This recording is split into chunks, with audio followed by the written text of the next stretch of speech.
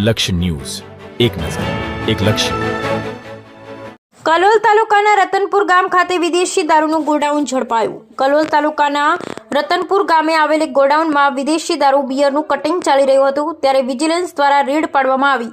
પોલીસે દરોડો પાડતા હાજર લોકોમાં નાસભાગ મચી ગઈ હતી. પોલીસે તમામ સ્થળ પર કોર્ડન કરી લીધા. પોલીસે ગોડાઉનમાંથી દારૂ ભરવા માટે આવેલા 5 વાહનો તથા વિદેશી દારૂ અને બિયરની 27,529 નંગ બોટલ મળી કુલ ₹1.8 કરોડનો મુદ્દામાલ જપ્ત કર્યો હતો. આ મામલે 7 લોકોની ધરપકડ કરી હતી, જ્યારે ગોડાઉનનો સંચાલક સહિત અન્ય 7 શખ્સોના નામ ખુલતા પોલીસે તેમની ધરપકડ કરવા માટે તજવીજ હાથ ધરી હતી.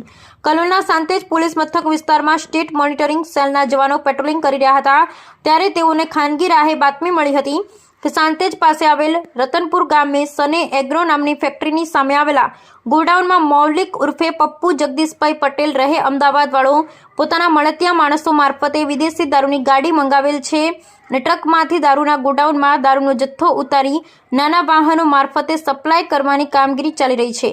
તે ચોક્કસ બાતમીના આધારે પોલીસે દરોડા પાડ્યા હતા. પોલીસે ગોડાઉનમાં પહોંચી ત્યાં એક ટ્રકમાંથી મજૂરો ગોડાઉનમાં માલ ઉતારી રહ્યા હતા. પોલીસે તમામને કોર્ડન કરી લીધા હતા અને ગોડાઉનમાં તપાસ હાથ ધરવામાં આવતા ટ્રકમાંથી અને ગોડાઉનમાંથી વિદેશી દારૂનો જથ્થો મળી આવ્યો. પોલીસે તપાસ મુદ્દામાલ ટ્રકો મારફતે સાંતેજ પોલીસ મથકે ખસેડ્યો હતો. ત્યાં તેની ગણતરી હાથ ધરવામાં આવી, ત્યારે વિદેશી દારૂ બિયરની કુલ 27,529 બોટલ, જેની કિંમત ₹73,67,040 મળી આવી હતી. આ ઉપરાંત દારૂ ભરવા માટે આવેલા 5 અલગ અલગ વાહનો પણ મળી આવ્યા હતા.